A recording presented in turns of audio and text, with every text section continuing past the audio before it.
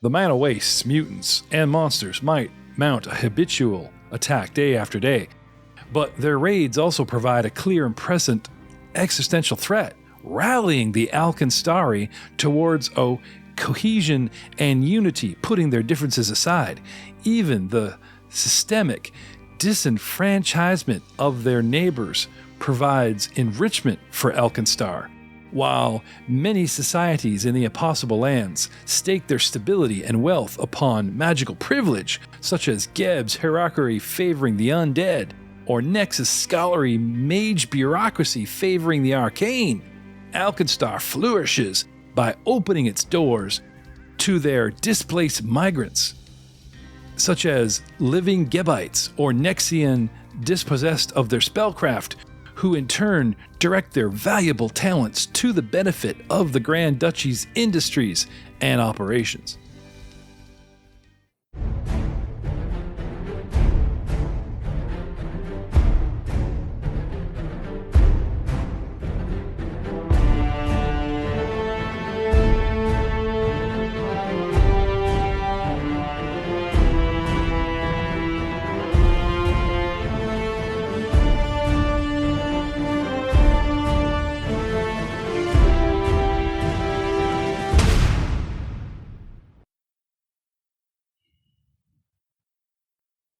Hello, everyone, and welcome to another exciting episode of the All Guns, No Glory podcast. We are playing Pathfinder 2nd Legacy Edition at the moment. Could convert to core, maybe by book 2. We don't know. We'll see. We're looking into it. I do have the books, thanks to our Patreon members, already loaded the fancy grounds, and we'll see what's what. Guys, when last we left, you were fighting Iotons from another plane, from the astral plane, come out of a pantry of all places. But hey, there's a legit ritual square and ritual summoning and maybe some kind of breach action going in there. Pilo with his mighty fists, not overly attached to former pets, as these things are reading thoughts and transforming into beloved tiny creatures, not loved ones. You don't see like tiny Aunt Florence, usually something that's debatably, shall we say, believable. And guys, at the top of round 4, it is Charwin's turn. What do you want to do? Oh, I can't let good old Pilo show me up. So I'll attack the wisp to my south again. Okay.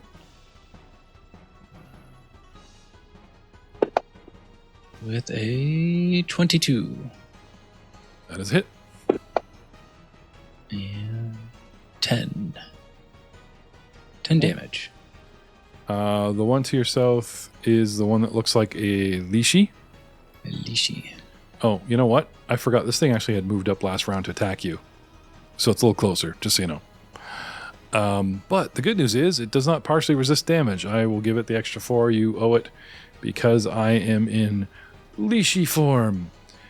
As you skewer little buddy number 2 through the heart, and the little leechy clinging to your leg goes, ugh. But it had to be done. Just petting your leg. Can I get you some coffee? It's me, Tuction. It's you and me, Master, right? You and me. It's been the whole time, yeah. 2 actions left. What do you want to do, Charwin? Maybe I'll turn around and perceive, make sure there's still a guy there. And then for my last action, I'll try to hit the guy to the north. Now, as fussy I've been with perception, when you turn and you see guys swinging at something 10 feet away in tandem, it's not hiding, you're good. Yeah. Okay. I will pull out and you must perceive, because something usually like you 180 and something completely different from your focus is going on. That's when I'm not a dick. It's within my courtesy to, perception actions. But anyway, turn around. 13 and a miss. And a miss. Which brings us to Andreas Stoutbeard, who, once again, with his mighty robot arm, pun intended, hits the creature in front of him. And it partially resists a lot of the damage because this thing still is a wisp, because I can't seem to get into anybody's brain. Oh, wait a minute. Wait, I got into Andreas's brain. Andreas takes 4 persistent mental damage because I remember we got an image of it. It got in his head.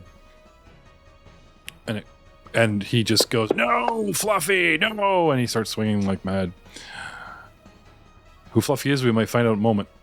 Bring us to Blaster Valentine.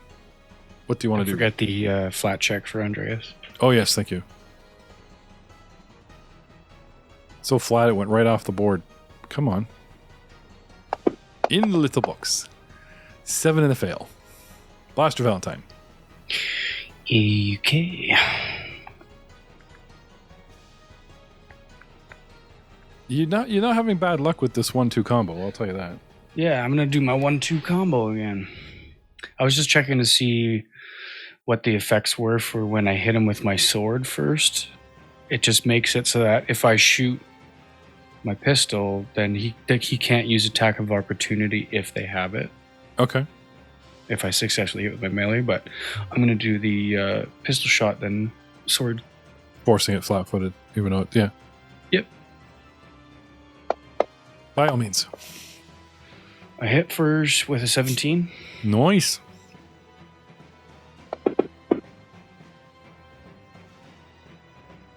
Does 1? It's not transformed yet, right?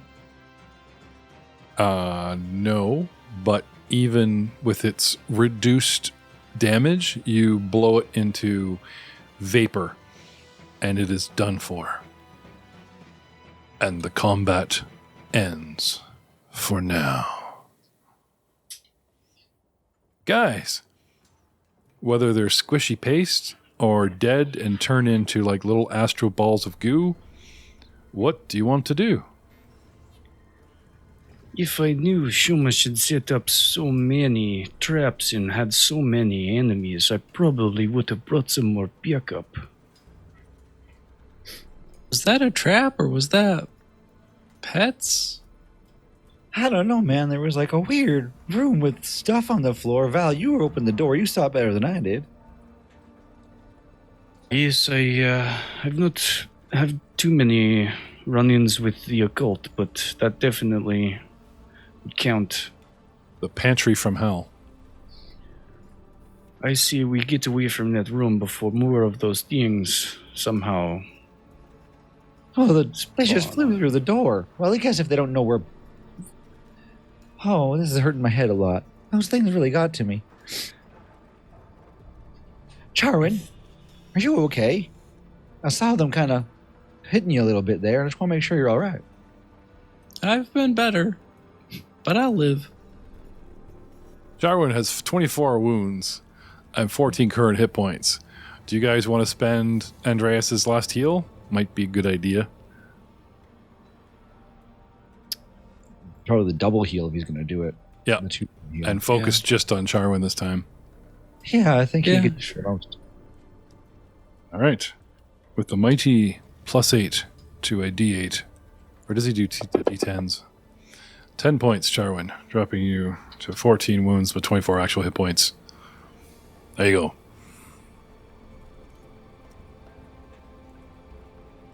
Oh, what's down that hallway there, Blaster?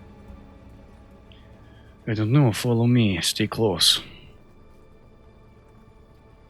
The room full of willies. I'll take my place second in line and Blasters first. We'll put Andreas at the back again. If Shoma's not here, I might kill him. I thought that's what we were supposed to do. I don't even... Information killing someone, I don't know. It's all the same. Pilo. We don't have to kill everyone. Pilo, do not kill Shomas. Are you sure? Phoebe... He'll be valuable to our army when we need him later.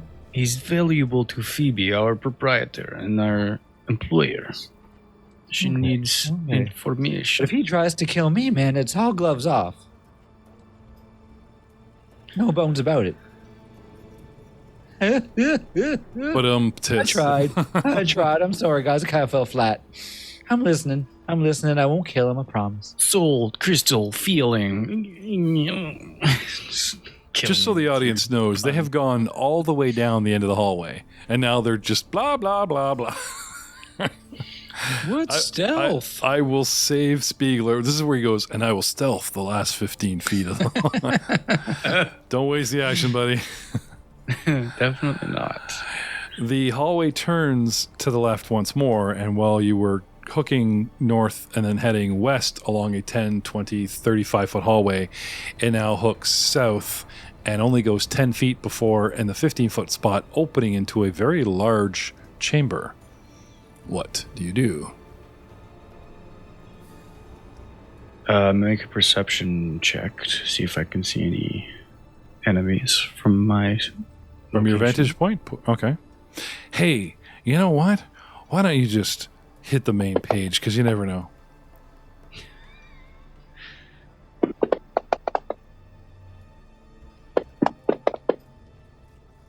All of us? Sure.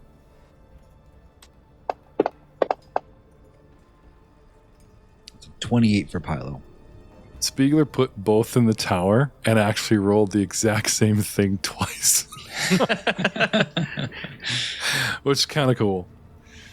Kansas. But that's in the future. Right now, we just have Valentine looking into a room.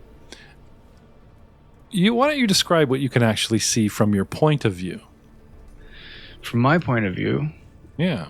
I see the 10-foot hallway, and then at the 15-foot square, there's a Cable. A Yeah. thick hose or cable crossing the entrance. But it's very obvious. It doesn't look like a trap or anything. no, yeah, it looks just like something like a piece of cable laid on the ground, not in any sort of uniform shape. And then another 35, almost 40 feet from the cable, there is a pedestal or a platform, gray, looks like concrete, and possibly a statue in the center of it. A dais with a statue. Now, they don't show it on the board, but the floor is absolutely littered with bottles, test tubes, glass, debris, junk. It's just everywhere. It doesn't look so bad that, like, you would, like, cut your boots on glass or whatever, but there's definitely going to be some crunching and some squishing of fluids and things as you traipse around this room.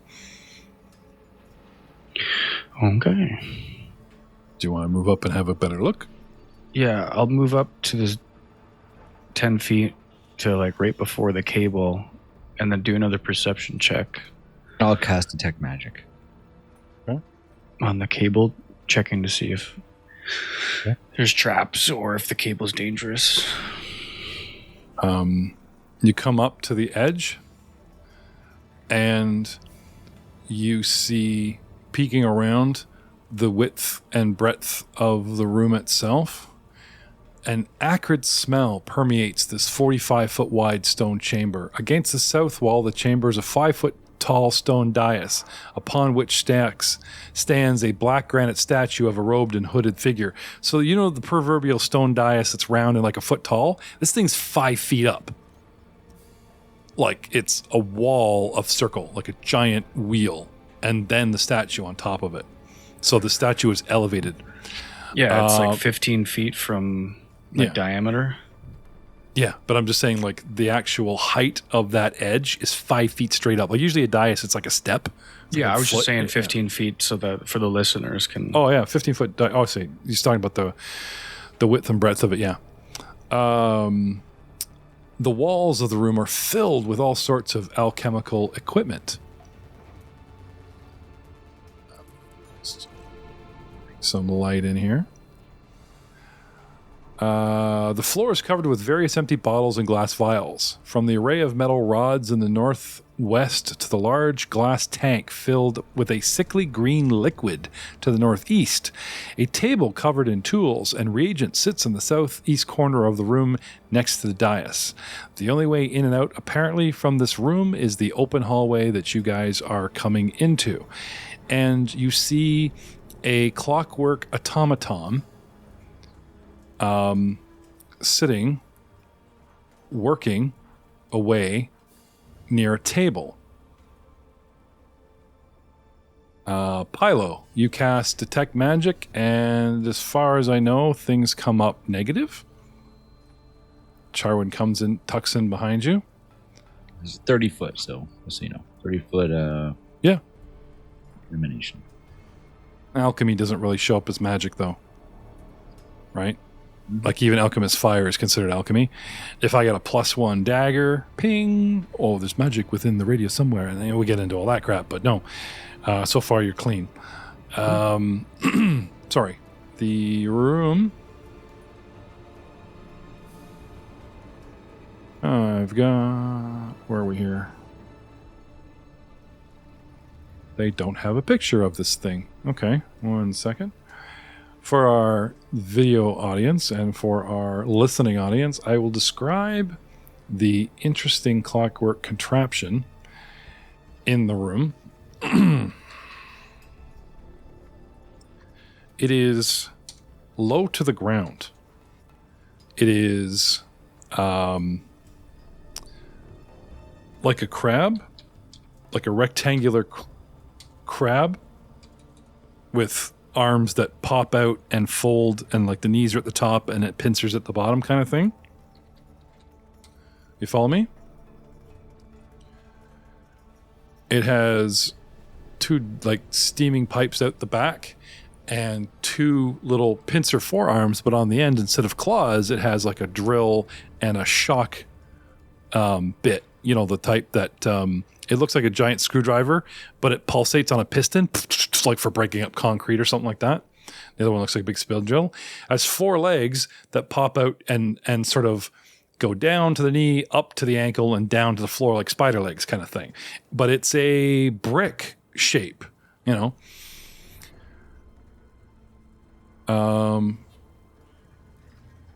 And with you guys talking, it's not working on what's in the corner. It's sort of turned around at you guys making noise and is standing there, you know, flexing its bits.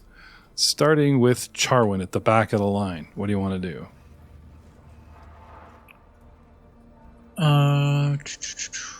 Technically, I don't see anything. I think I will delay my action. Yeah, I'll just delay my turn. Okay. Shall see what we shall see. Okay. Pilo. Do I see this thing? I don't see it on my map here from the angle I'm at, so I would assume I don't see it either. I could be kind and draw the front corner of yours through him to the bottom corner of it, so there's something moving in there. Not to mention, Buddy's like in front of you is fixed on it, and you can hear the whirling or whatever. If you want a clear shot on it or something, then by all means step forward. But you are aware that there is something hostile in the room. I'll say that much. It's hostile. Okay, I wasn't sure if this isn't Shoma. I don't know what Shoma looks like. Shoma is an alchemist, not a machine, as far as you know. Do you want to come forward and recall knowledge and identify it? Yeah, I'm going to come forward and I'll do a recall knowledge. I have no idea what this guy is. Okay, crafting. Crafting. Okay. Yeah. What is this? What is this machine? That's a 3. Okay. Hey man, there's a machine in here that might be Shoma. Untrained. No, you have no idea. I don't know what this thing is, and I don't know if it's evil or not. I don't really want to. One action left, Pilo. I'll be kind in saying that dispel magic happened else in another time frame. You come forward. That's movement. You recall knowledge. This thing, no idea. I'll move 10 feet or another. Do another move here. I'll move my guy here and just kind of stay in the room and make it open so other guys can get in. You slide down and over corner-wise? Yep. Okay. Remember how I said there's bottles and stuff? Mm-hmm. After a distinct crunch, and you look down and you see a vial that had liquid in it break, and as soon as it is exposed to air, it ignites in a huge burst of flame. Oh, jeez. Fire, guys. Fire, fire. And you blow up. You step on the ball. 1 second. What is this, number 4? Number 4. Did I step on? Does. Bottle explodes, dealing 2d8 fire damage, plus 2 persistent damage. Green napalm, and 2 splash damage to everything around you. You step on this, and not only ignites, it just splatters everywhere. Goes. Like a reflex save or something? Yes. Is it reflex or what is it? Yep. That's 13. DC 18 basic reflex. That is a fail. A plus 10. I rolled a 3. Yuck. Sorry, dude. So, with a... Can I target you with this trap? Let's see if this actually works as a targeting trap. That would be very helpful as far as damage goes. Boop. Trap There we go. Woof, there we go. 3 points. It goes boom. Maybe there's not much on you to ignite. But it blows up, like it burns itself out. So that square is safe. Thank you, Pilo. The clockwork contraption starts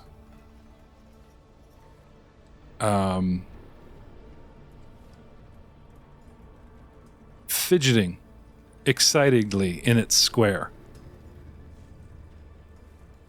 And after you blow up, takes cover under the table.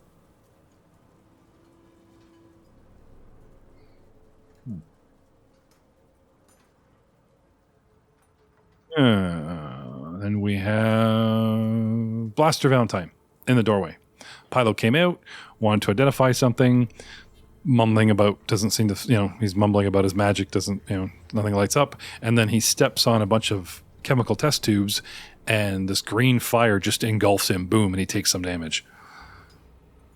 My first action is I adjust my oculars again and pull out my scanner lens and do a recall knowledge of lore engineering on the clockwork fabricator.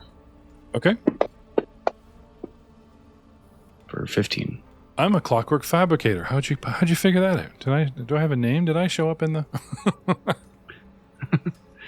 Yes, you did show up in the. I'm a fabricator, which means I'm a workhorse. I'm designed to build things, to assemble things. I'm tools. Yes, I'm a toolbot. These things are specifically made to assist in building and crafting things. But we're a workhorse. If you take it to a construction site and say, disassemble this building, it will do that. Because it also has, like, pile driver, you know what I mean? Like, it can destroy items as well as make them. So this thing's dangerous. If I didn't attack it, like, would it come after me? You know that fabricators obey their master. It's like a droid. You know what I mean? It'll do its last command until commanded otherwise. Okay. Because I'm getting. However, it does have some base commands like danger, like, oh look, you're working in a fire alchemist lab. If something blows up, go take cover so you don't die. And Pilo blew something up, and it looks like it's reacting like on one of its base commands. Oh.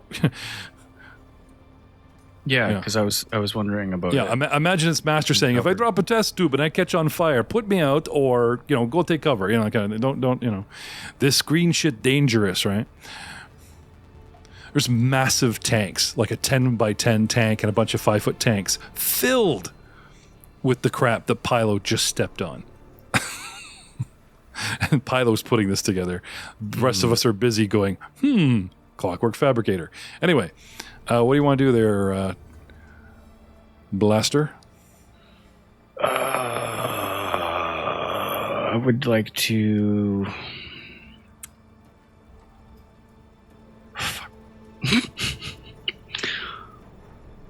Can I check for bottles before I move? So I don't step on something that Pilo just did? Yes, you can make a perception into the square ahead of you. Well, I Well, assume the one you know, yes, directly ahead of you safe. And the one Pilo is standing in is safe. But you can't end your turn in Pilo Square. But you can move through it to get to another square.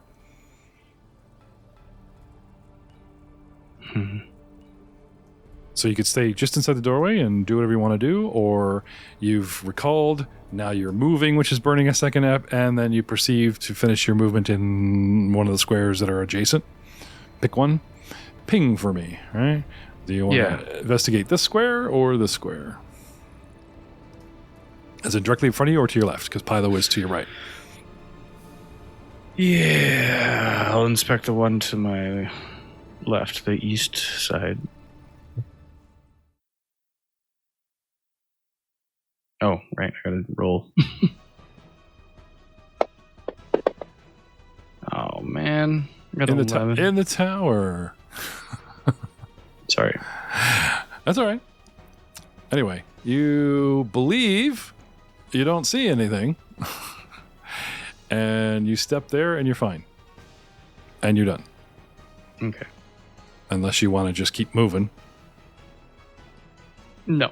Okay. Charwin will go ahead and take his turn now. Okay. Charwin suddenly leaps into action. Da-na-na-na-na. Go, Charwin. You're dropping your initiative to 17. Okay. I will just come up right in between Pilo and Blaster. That's that 20 feet, 5, 10, 15, yeah, 20 feet to the south. Okay. Come straight forward. Hey guys, how's it going? What are you doing? Pilo is still on fire. He will take 2 persistent damage until he can put that out, make flat checks, or do something to make the flat check lower. So if someone stop, drops, and rolls, the 15 persistent check actually could drop to like 10 or 11 because he's doing something to actively put out the napalm. And that's how that works. If you guys have a way to counter the persistent effect, it doesn't just stop it going, well, I just stop, drop, roll, puts it out, right, DM? Actually, according to the rules, it just lowers the DC of the persistent effect, but that's helping, so yay! Anyway, Charwin, you roll on up there and do what? Let's see.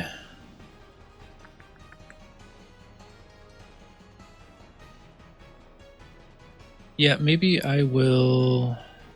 Now, I left this mini red because it looks aggravated. You know what I mean? Like it's clacking and reaching out at you guys, but it just seems like no, it's, you know, and then all of a sudden you set something off and went, you know, but this does seem to be acting menacing from under the floor, from under the table. Definitely appears to be hostile.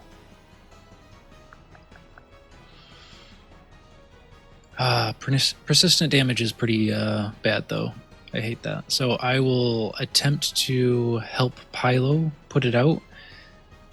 Maybe I'll, kind of cast stabilize or my spout spell a little bit. Create water, wash wetness. Create the water on him. Sure. Yeah. Okay. Is there any kind of roll I should do for that, or? No, you explain to him you want to douse the flames, and I will give him a large drop in the effect as you try to wash away the flame and sticky napalm with a spell. Okay. Thanks, man. Yep. Andreas comes forward, stands in the doorway, looks around, perceives. I was going to say, he'd probably cast Bless. Yeah, you guys can order him to do that, I should say. 1 bless, please. Okay. He comes up behind you guys and casts bless. It starts off as a 5-foot emanation. And you guys get I'll target you guys, and then he'll try to, spread it out. I just don't remember. I cast it on you. You guys are caught in the field. You get your +1. But if you guys move out of the emanation, you don't get to keep that +1, do you? Right. Do you? Okay. Okay. There you go. I bless you by my mechanical arm in the name of Bree. There you go. No, I'm not describing what I just did for the podcasting audience, Spiegler, though they're all laughing at me. You rolled the dice. You were just shaking the dice. I was shaking the dice and splattering the results all over you. Which brings us to...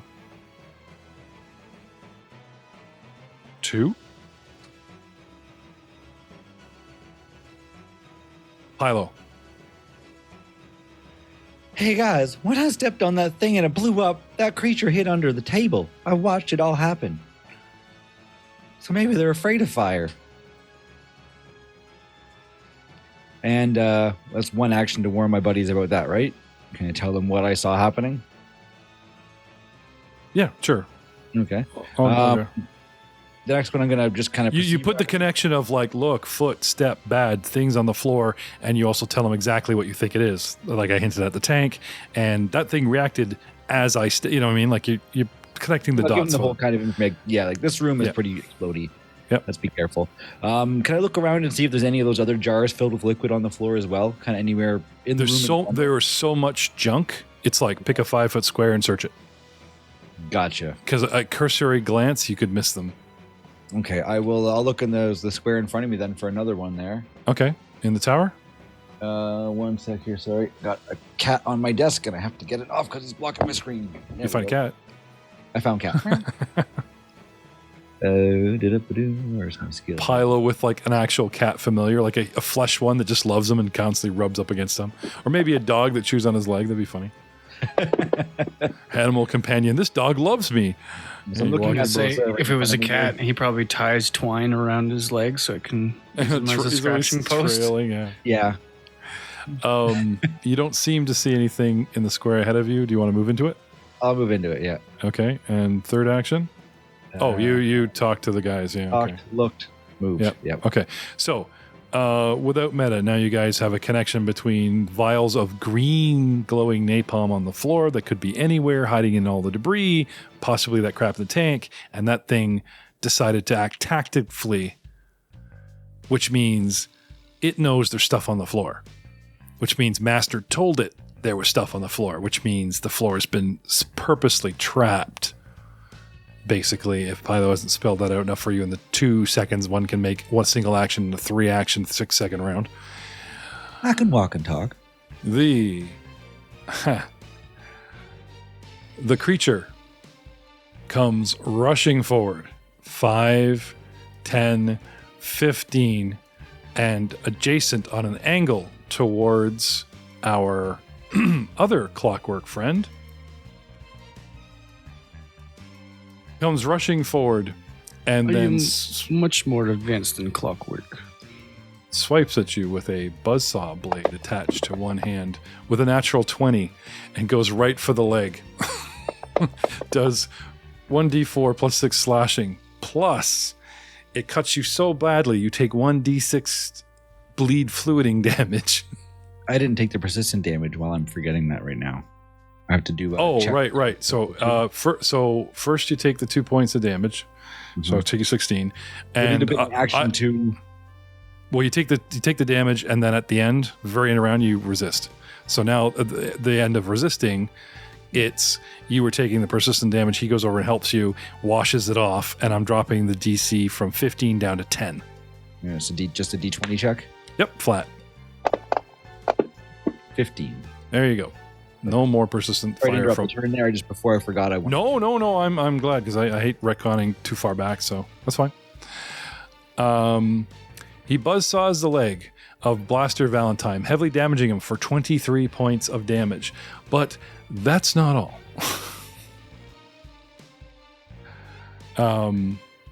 It tries to grab you.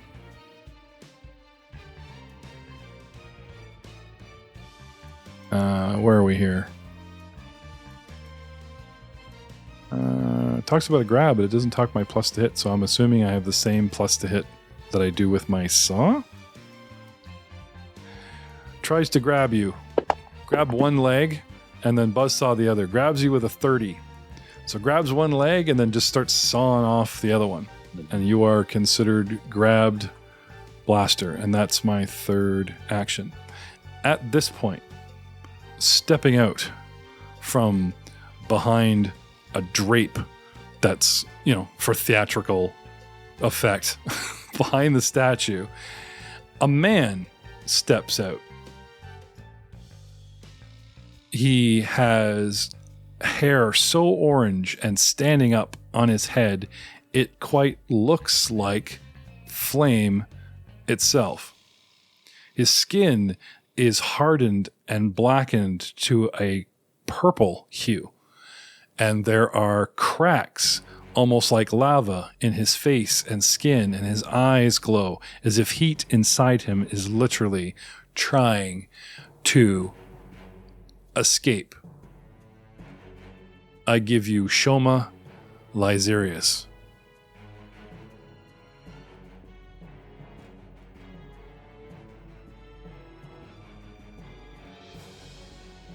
And with that, dude steps out and starts doing alchemy. For my first trick, I have some really cool high-level alchemy feats where I can pull, mix, toss, all kinds of neat bombing stuff.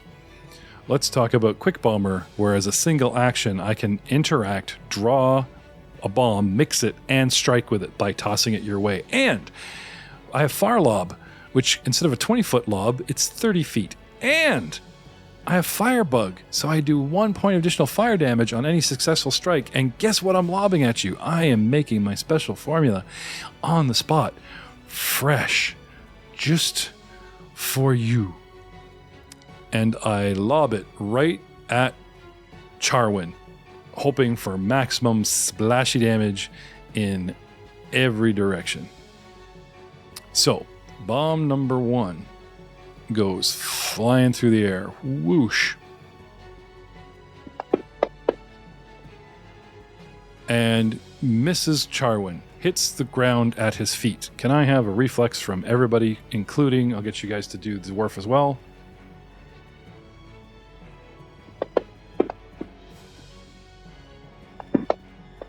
$21 for Charwin and a 10 for Andreas.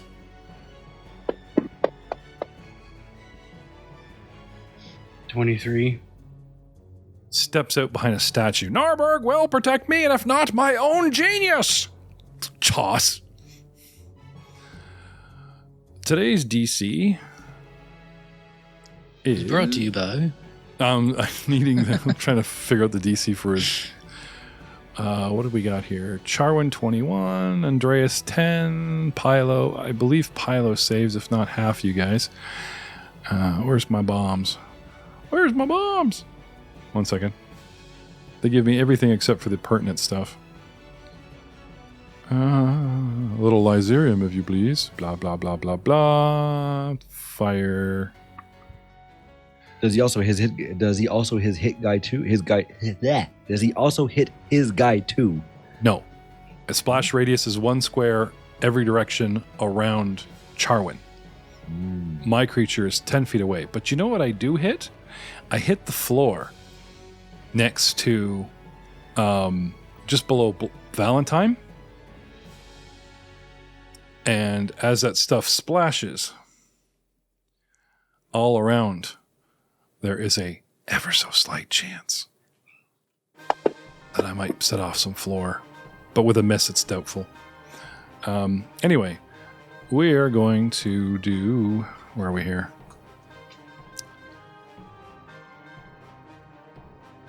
Damage. I gotta be careful because I have... I only have so much ingredients.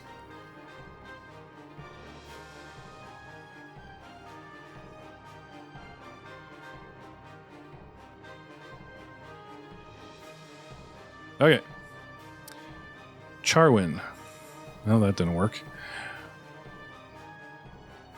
I'm going to say Charwin saved with a 21.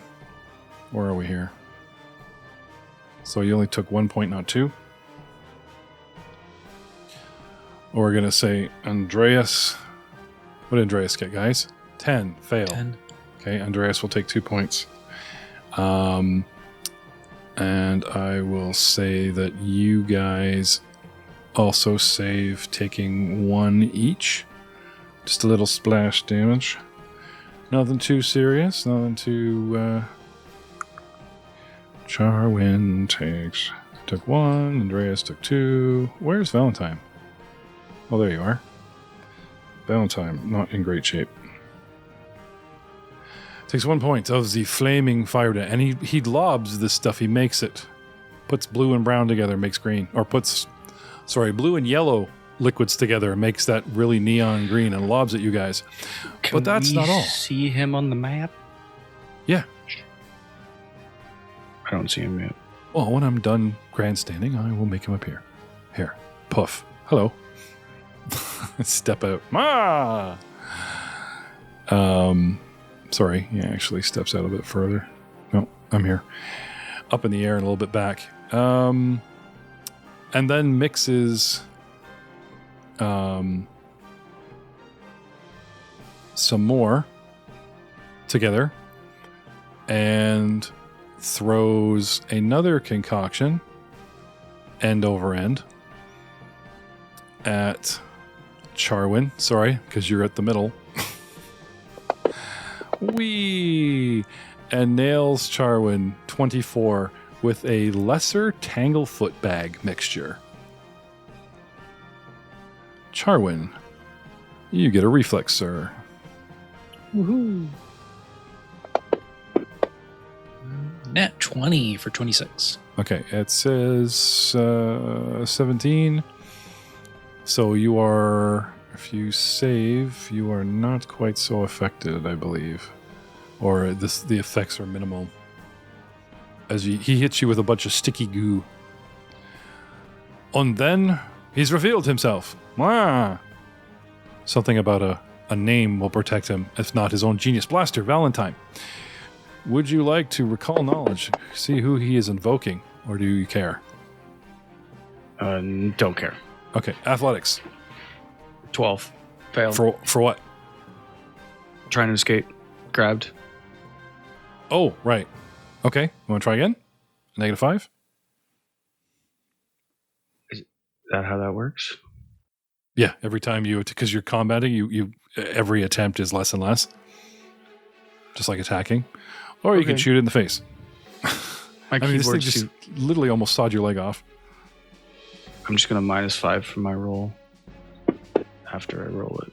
It doesn't matter. Failed anyways. Okay, last action. Hey, I rolled a 19. For what? For escaping, so... but the last one is another 5. It's at par, -5, -10, because it's 3 actions, like 3 attacks. You know how you go the regular -4, -8? Mm-hmm. Yeah, anything that's not an agile weapon, like you, it's -5 every time. Mm-hmm. So it's not +8, it would only be +3. So if you took 5 off of that, that would actually drop it to 22, which is a success, by the way. Barely. But just so you know the game mechanic. Yep. Okay, you are free, but you're out of actions. My grabbing ability, grabsies. Where are we here? Spells, main, grab. Right, Blaster Valentine had some critical bleed coming his way from fluids pumping out. You take 3 points of damage, Valentine, and now give me a flat check to stop that from happening. 20 more to you. 8 is a fail. Now, if you want to take actions to bind the bleeding, I can drop those flat checks from 15 down to depending on. But you've right now, your first thing was escape, which is good because once it grabs you, it can start constricting and crushing you and just automatically doing damage, which is all bad. So you actually did make the better tactical move to get away from this thing. You want to use a hero point? Yep. Okay. 16. Okay, so you won't take any more bleed damage, but you did suffer that initial. Okay. Which brings us to Charwin. All right. I think I will go ahead and cast Spout on this Clockwork Fabricator. Okay. In the hopes that will make it run away.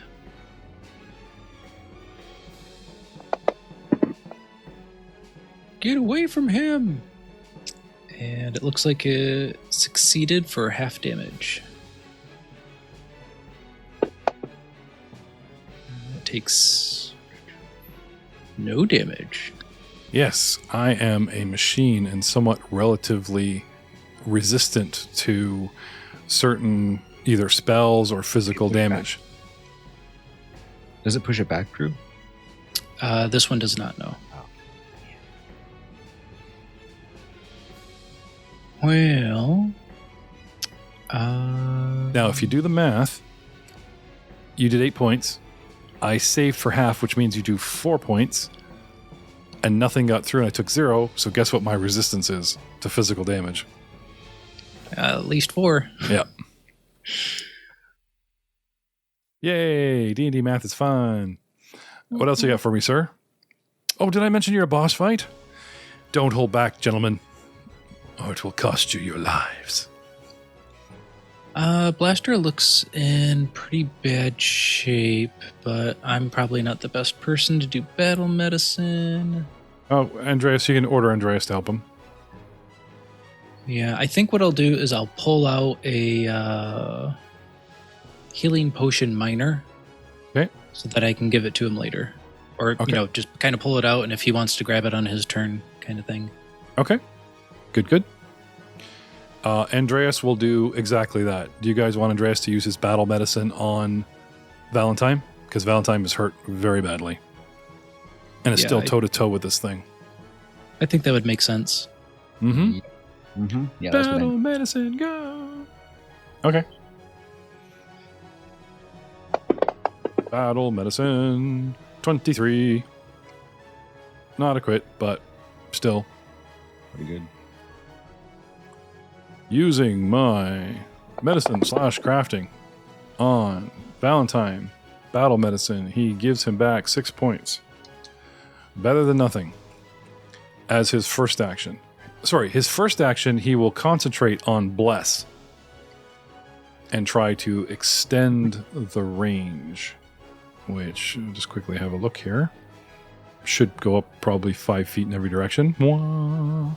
And then he will use battle medicine on Blaster Valentine. Which brings us to round 3, Pilo. Well, you guys said we weren't going to kill him, but he sure is trying to kill us. So, we might need a little bit of help. And I'm going to cast Animate Dead, and it's a signature spell, so it's heightened to level 2. And I'm going to be like, Cacton, come on, buddy, we need your help. And I'm going to summon a skeleton. Let me see where I want to put him here. Let's see, I'll put him right. Bing for me? I'm just looking there. Yeah, right around there is probably Okay. a good spot. And he's a level 1 skeleton, I think, because it's heightened to level 2, right? I don't know. Is that how heightened worked? Heightened it how level, if I'm like at level 2, it heightens the spell to a level 2, or does that have to be half my current level? I don't remember how that works. You tell me. I've been reading up on alchemy, not how Pilo's spells work. That's your job. Heightened spells is what I'm not used to seeing. Let me check what it is here. What's the spell called again? Animate Dead. I can heighten it to level 2, which I am at level 2, and that should give me a level 1 skeleton. Can you cast second level spells? Yes. Okay, because that's what you're heightening to. You're not heightening it to your level. You're heightening it from a first level spell slot to casting it as a second level spell slot. Yes. That's what Okay. So, and you're a spontaneous caster? I You have open slots? have open slots, yes. Yeah, so you can just burn whatever slot you want Yep. and crank it up. And then it's, anyway, so it'll say in the spell. So if we click on, So it'll summon up a level 1 skeleton because it's heightened to level 2. okay, that's what the spell says? Yeah. Okay. Because if you have the spell, what is it? Summon, where are you? Animate Dead? Is that what Yep. you're using? Okay. It'll talk about what it does, and then heightened. Heightened, this increases the maximum level, so it gives me a level 1 skeleton as opposed to Yeah. And it can go up and up according to this. Yeah, that's cool. Too bad. Okay. I don't have a first level skeleton. I only have -1 level skeletons. So what I'm going to do is put a crappy one on here. Where are we here? Where'd you go?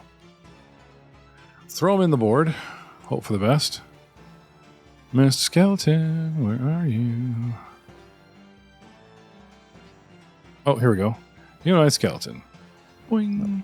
And the skeleton, when he pops out of the ground, you're not quite sure, but it looks like there's like an ethereal, like dead leshy on its head. Kind of looks like the ones that we fought a little while ago. So.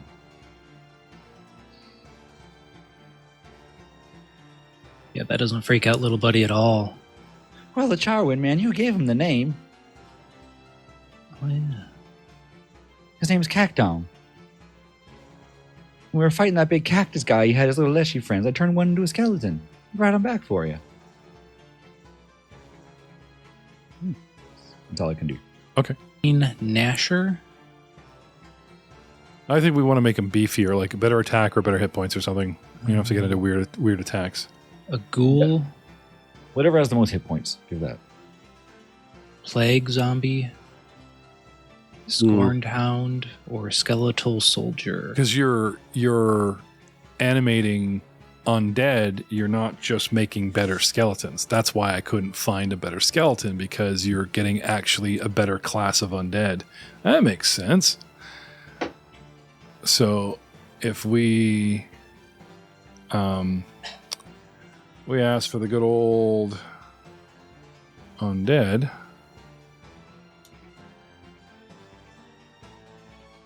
give us undead. Nothing. Fine. Ding. Bring out your undead. Zombie. Ding. Bring out your undead. All right. Show me. Plague zombie. Okay. This is a first level creature? Damn. Yeah, creature 1. Okay. And this is what Nethys says that he can summon. Yep. Because that's huge. This thing has 50 hit points. I think we just turned the tide of the battle. Oh, yeah, it's got 50. Wow. Yeah. Maybe Damn. he'll last longer than a round after all. I was going to do something and get rid of him in a minute, but maybe he'll... Damn, dude. Yeah, I'm going to give him 27 initiative. He goes just after you. So, anyway, how many? All 3 to cast this, right? Because it's 3 actions. But then he gets a round of attack and move if I want to, but I actually don't want to move him because I don't want to risk blowing anything up. Okay. And damaging him. So I'm just going to leave him right where he is, and he's going to stay there. Okay. Have you started the recording again, though, so they heard that? Yes. Okay.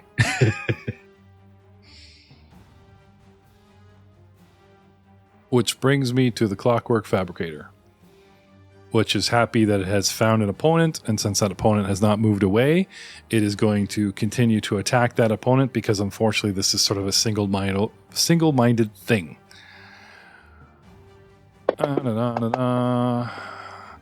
21 to hit Valentine. Hits you again with the slashing blade. Does 15 points of damage. D4 plus 6. And has up front done the bleed damage. Oh, that's interesting. You're supposed to take that on your turn. I might owe you hit points. Because if Fantasy Ground is chucking you a D6 on top of the D6 I gave you earlier, let's just back up time really carefully here. Yes. Spiegler.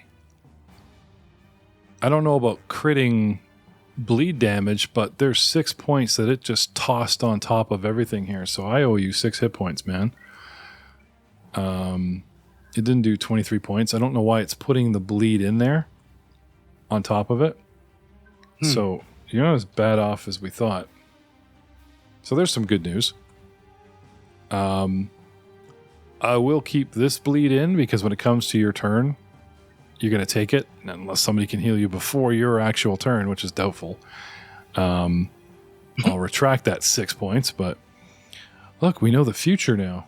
He's going to take all that damage. Now. So I'm going to take 6 points like that No, he just dealt? no. Like the 6 has already been given to you, so we're going to ignore the bleed that you would take at the beginning of your turn because you just took it now. Yeah. And as a second attack at -5, I am going to try to grab you.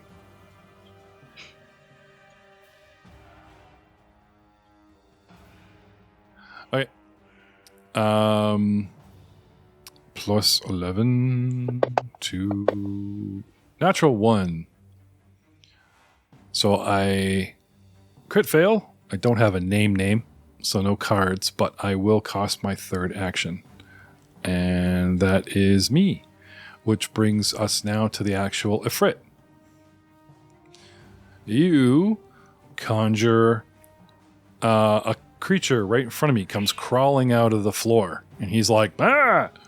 And turns his attention to it, because even though it's not attacking him, you conjured some nasty undead right in front of me. I'm assuming it's coming for me. It's not going to wait. Good old Shoma is proactive, and I mix together acid, and I am going to throw acid at this zombie thing. But hey, look, it's soaking up hits. Aren't you lucky? Be gone, foul creature! Acid attack. So, how would you like to roll my saving throw, Master? Reflex +3. I'll roll that here. Give me a +3 d20. That is a 11 or 12. Sorry. That is a fail. I'm gonna hit you. They're also permanently slowed 1, just in case that has any. Yeah. So the creature only gets 2 actions instead of 3. Just wanted to make sure if anything you did affected. Not it yet, but you mean in case I actually do more slowed to it? Not yet, but thank you for your honesty. It only manages to do... Oh, that's the splash, sorry. Acid actually does... Where are we here? Well, I really don't like the way this is set up. Fantasy Grounds do better. It's really unclear. There we go.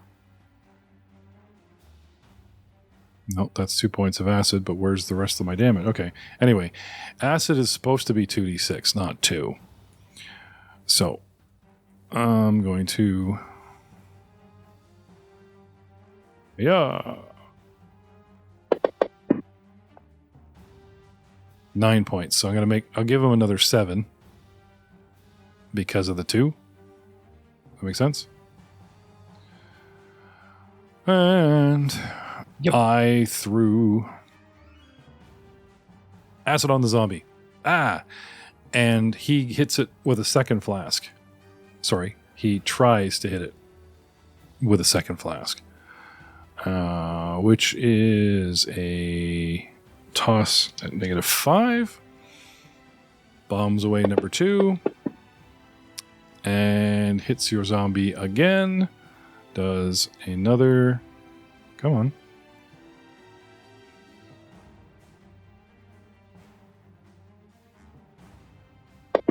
Another 2d6 for another 7 points against the zombie. For a total of 16 damage total. And that's him. My third action, I will mix a reagent and hold it. No, never mind. I don't need to do that. This makes me a target. He rants. I have 2 seconds of rant. You desecrate my laboratory? Damn you. Malburg, protect me. How dare you desecrate this holy ground? And we go to... Combat Trucker. We go to... What's next?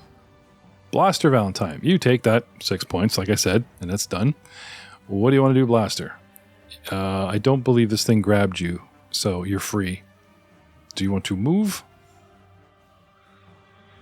Yeah, I'm gonna go jump in that big green vat and kill myself. I'm gonna move away up behind Andreas. Okay.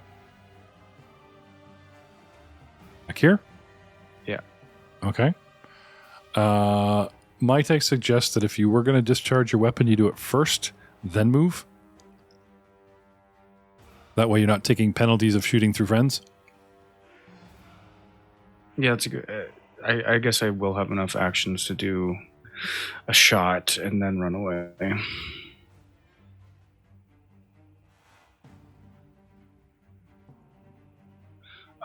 There we go. Attack. I hit with 27 and do 3 points. 0 damage. You shoot it and it pings off of its heavy metal and wood frame. It literally is a walking brick. Mm-hmm. And then, yes, run away. Load. Actually, Okay. I might move 1 square further. Okay. We are fighting a guy with bombs and stuff, And then I will pop a healing potion. Okay. Healing potion minor. It should say if it does D6 or D8 or D6 plus 1. 1d8. Okay. So 3 points I get back. Okay. Done and done. And that's it. Charwin. It's Jarwin. Well, I had a potion out for Blaster. Okay. You literally But- said I hold it out in case he wants to take it. Yep. Right? But that's okay. He didn't have enough actions to grab it. And He did, so I give you a choice, Spiegler. You could snatch Charwin's on the way by, but you won't be able to drink it. But you'll have an extra potion, you'll have 2. Or you can just keep it as it is and drink No, yours. yeah. I'll just Okay. keep it as it is. Okay. I was too caught up in the motions and I didn't see him holding it out. Okay. Charwin, you could roll it across the floor to his feet, and maybe he'll snatch it up and keep drinking next round. sure, I'll spend an action on that. Okay. Skitters across the floor. Take this. Toss. And 2 actions left. So then I will cast Hydraulic Push on the Clockwork guy. Okay. And hope for a crit, because I want to push him into the green stuff. Okay. With a 24. Just a hit. That is a hit, but not a crit. Okay, let's do damage first.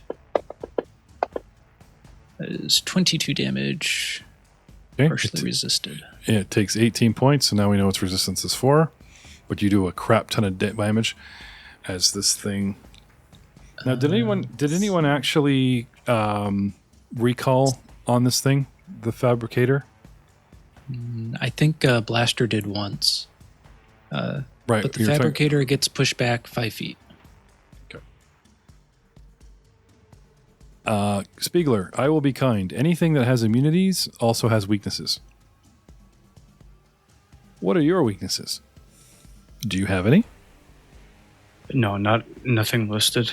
Okay.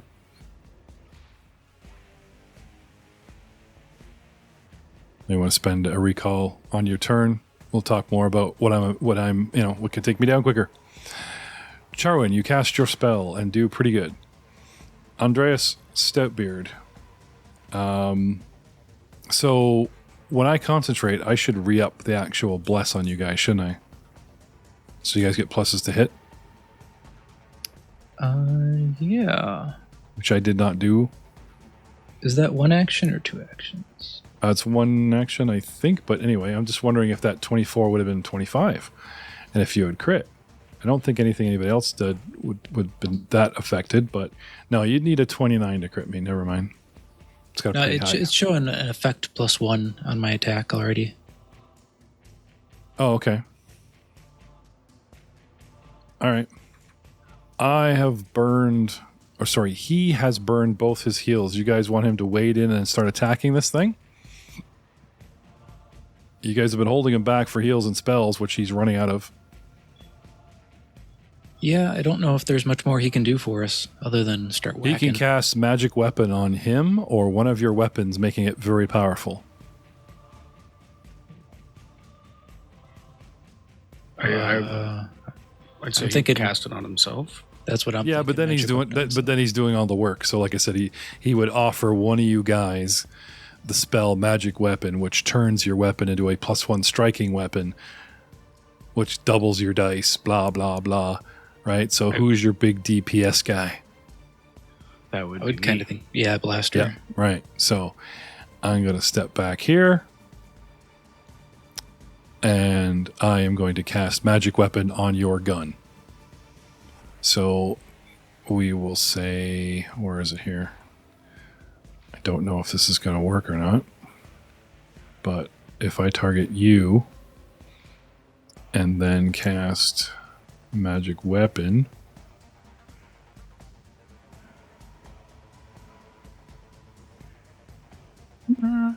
on you, we'll see what happens. But if not, there's the whole, we can fudge in the extra dice and blah, blah, blah. Okay. For starters, Spiegler, you'll be getting a +1 in your modifier bottom window to hit things. Okay. And that's Andreas done. Which brings us to round 4. Pilo, what do you want to do? First question. Yep. My summoned guy, he's a minion, right? They're considered minions? Yeah, you got to order them around. Okay. All right. Second question. What is considered 20 feet from him? Is that all angles? Is that like a 20 by 20 square? How does that work? So you minus height, right? So I am 10 feet away and 5 feet up. So I'm considered 15-ish feet away. So yeah, I would say that the bad guy is 20 feet away. Now, as far as the clockwork thing, well, the clockwork thing is the first is 5. The second is like, watch this. If I target, okay, let's say the clockwork thing, okay, and then you click on him, and we click on him. The clockwork guy is considered 20 feet away because your first diagonal is 5 and the second one is 10. So even though I'm 3 diagonals away, he's considered an extra diagonal. So if I move my minion guy to there, would he be within 20? Who would he be within 20 feet of? Well, right now he's within 20 feet of both bad guys and you. Okay, and how would I get him within 20 feet of just the bad guys and not me? That is a good question. Maybe here or to here? Let's see. No. Oh, hang on a second. I guess I got to target you as well. Here. There would be 20 and 20? 20 and 20 and 25 to you. So you would have him circle all the way around the dais to the corner of the table and So squeeze in on the table. And Yeah, now 5, now 10, he is... it's 20 feet of movement to get there, right? So it's action 1, command my guy to move there. Yep. Action 2, take off my hat, hold it to my chest. You've done well, my friend, and cast Final Sacrifice on him. Okay. In Final Sacrifice is 120-foot range. My minion instantly explodes and deals 6d6 fire damage to any creature within 20 feet. Oh, okay. You see that since I am raised on a dais and behind a statue, that Buddy Shoma's going to get some cover from this reflex or whatever, but otherwise it's still a good hit, yeah? Okay. And it's a reflex save. Let me just double check to see here. Let's see here. Yep, basic reflex save. He violently explodes in fire, did you say? 20 feet. Only dealing damage to the creatures. It only says, and creatures within 20 feet of it take 6d6 fire damage. Not just explodes, it just says, and creatures within 20 feet take 6d6 fire damage. I know there's those big explodey bins of stuff there, but I'm trying to read the spell saying only creatures within 20 feet. It doesn't say it blows the room up, and it just says the creatures. So it gives me a whole page on these tanks. Hit points, hardness, how volatile they are, how dangerous this play. Like I said, if those tanks were just oh, they're crates, who cares? Yeah. But if I actually have intel on them and they talk about if they're vulnerable, knocking them, blah, blah, blah, then they could possibly become targets. Now, you saw how volatile just stepping and breaking a test tube of this. If you set off those smaller tanks and set a chain reaction to the large ones, that could be a huge explosion. However, if you think about it, why would a module have something where a guy with a gun could come in, shoot a tank, and blow us all up instantly? Likely not. The tanks could probably rupture, spill across the floor, and start burning everything, but not necessarily explode. But you could make a lake hazard of napalm that could still be very, very, very dangerous if you break the tanks. One thing real quick. The Clockwork Fabricator was supposed to be pushed back 5 feet from my spell, too. Still within 20, you're good. Okay. What do we think, guys? He's pretty close to those tanks. I say let's go for it. Let's do it. All right. Final sacrifice. Basic reflex save for both of those creatures. Okay. My rotting undead guy goes. You did good, Bob. Boom. Okay. You've done well, my friend. Till the next time. Okay. So give me your full damage. I'll let you roll it. Let me see. Where's 5? 66 fire damage, I said, right? That's too many. Hold on a sec here. Hold on, I got all my dice are all crazy here. He explodes in fire, no less. That's pretty cool. Kaboom. How do I choose 6 dice? Okay, so you right click on the D6. Yep. It goes 2, 3, 4, 5, and then 10. Yeah, okay. So if you pick up the dice with holding a left click, now while still holding the picked up dice, while holding down the left click, start tapping the right button, 3, 4, and it starts adding dice. See that? Gotcha. Okay. 1, 2, 3, 4, 5, 6. That is 20 total. Oh, you were denied. Look at all that 3, 2, 1. Well, that's not so bad. 5, 4, 3, 2, 1. Not bad. 3, 4, 5, 4, 3. Oh, if it was a 2, that would have been pretty awesome. Well, a range of 6 to 36 points of damage. So you got over 18, which is the middle. So anything over 18, at least you're playing the odds, right? Okay. So we take 20 points of damage. They get a basic reflex save, though. So right. So what is the reflex save? I guess it's against my spell DC. Probably. Let's look and see here. Where's my spell DC? So on your character on the combat tab. Yep. Follow down the left, and there'll be a tiny little button. It'll say ST attack. There'll be like a number. One will be like 18, one will be 8, or it'll be 16 and 6. Underneath your saves. You see it? Will reflex. Yeah. Occult spell proficiencies. What's this? Attack SDC? 19. Right. So that is your basic save. Okay. So that's, we need 19s. 19s. Gotcha. Okay. So targeting a 19. The Fabricator gets 17 and fails. Giving me what's the cover? The full cover? +2, +5? Cover bonuses. So lesser's 1, I think standard's 2, and then like full is like 4. Greater cover is greater coverage is +4. I don't want to go 4 because I'm open in the air, but you have to flame up, and I'm behind a statue. So I'm not going to min-max and go with 3. I'll just give him the 2 because it's got to be one or the other if I'm going to stay within the rules. Okay, so giving him a +2 for cover. 24. He saves. So the Fabricator goes boom in flame. Let's see what I'm immune to. I think he takes half damage. Does he? I'm going to check and see, actually. No, the Fabricator fails and takes full damage. Oh, sorry. Yeah. The Shoma takes half damage. Yeah. Now the Fabricator, do I have any immunities? Blah, blah, blah, blah, blah, blah, blah, blah, blah. There is nothing here versus fire. So he burns. I am made of wood, And 20. So That brings me up to that many. Okay. This thing burns and chars and slows down and kathumps, but it's still ticking. But you guys blow it up really, really well. You take a huge chunk of its hit points. That might have just turned the tide, gentlemen. Shoma, who's taken no damage, takes 10 fire damage. But wait. What's this about me working with fire and loving fire and blah, blah, blah, fire, fire, fire? Blah, blah, blah, natural born burner.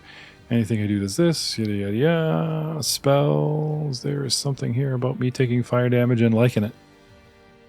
Where are we here?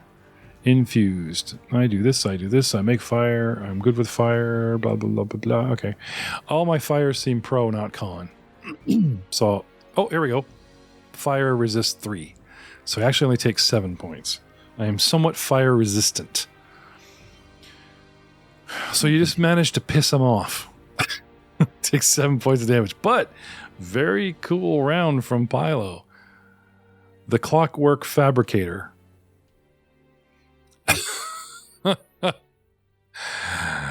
Turns and got pushed back from Charwin and goes straight at Charwin. What attack? Like, it's not smart enough to realize that you summoned me and it blew me up. It just, the zombie hurt me. I look, the zombie's gone. And Charwin was the last thing, like it reacts. So the last thing that hurt me was Charwin. So it comes stomping over to Charwin.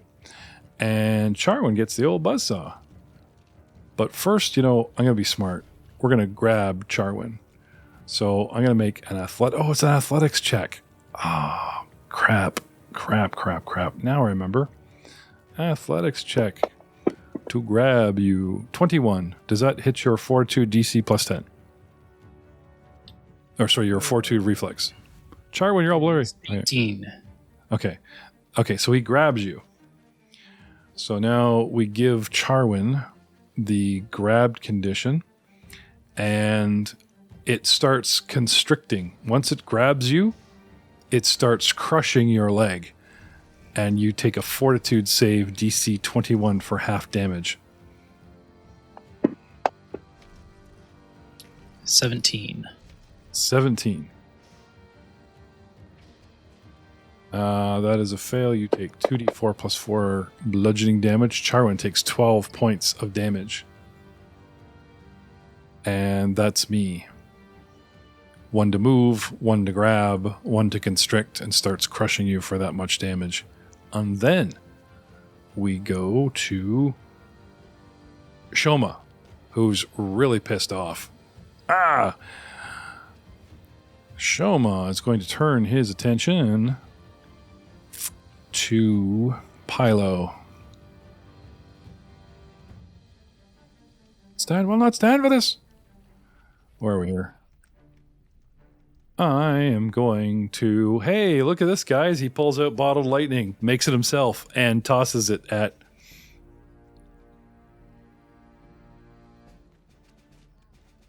Pilo.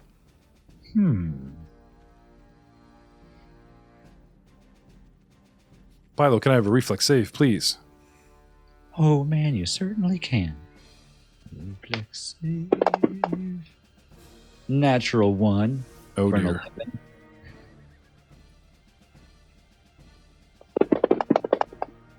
You take... Gives you double dice. Okay. I guess you do. Ouch. Yeah. You take 7 points of electrical damage. Do you have any electrical immunities, anything like that? No. Okay. Don't worry about my hair catching on fire, though. That's just a wig. If you still have Pete's the wispy eye. What's that? The cartoon version of people getting electrocuted and you see the skeleton inside. I turn into skin instead. Yeah, you see the skin instead. Charwin, can I also have a reflex save as you are adjacent to my bottle lightning hit? Oh, 25. Okay. You, sir, take 1 point of electricity damage for a little zap, which I will give to you manually so we don't bugger this up. 1 point of damage to you, sir. You like that? But I'll show you fire, he says. I will show you fire, because I am that guy, I'm the old-timey radio voice. And I mix my special blend. Can I have a reflex save from Pilo once again, and from Charwin once again? This just in AlkenStar. There is a group of fugitives running rampant through the alleyways. Gets you to record a bunch of stuff. Yeah. Do morning AM radio AlkenStar or something. What did you get, Pilo? 17 for Pilo. That is a fail, sir. And for Charwin? 14. That is a fail, sir. Unfortunately, Pilo is going to take 2d8 points of damage. Ouch.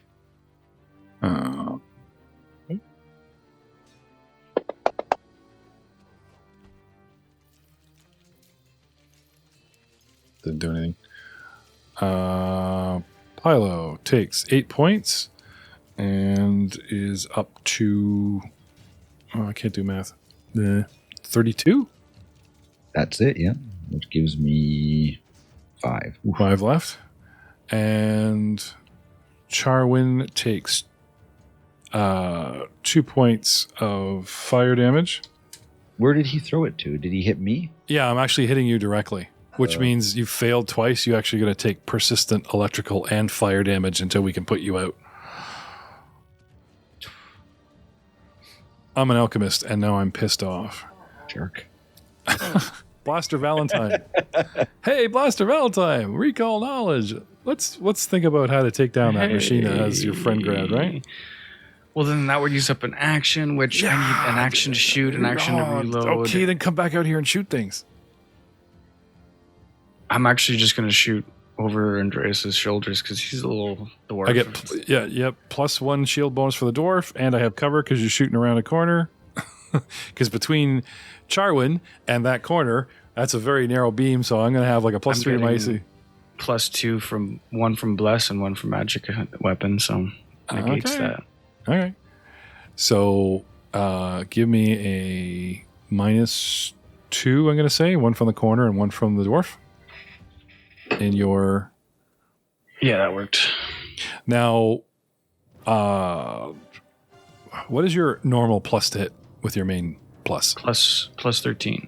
Okay, roll it and we'll see what happens. Do the -2, and we'll make sure that you get your 2 from Fantasy Grounds Magical. Yep, +2, -2. Okay, awesome. So that's 27 is a hit. Here's our hit. Blam. Okay, now what is your normal damage dice for your gun?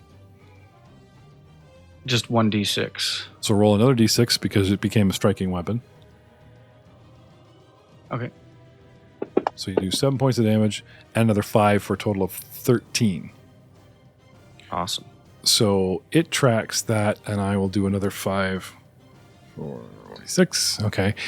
You shoot this thing, and you shoot its eye turret, and it starts stumbling, and a big crack goes up the wood. It's still standing. It's still moving. It's still attacking. But between everyone doing things to this, it's getting seriously messed up, and it is critically wounded.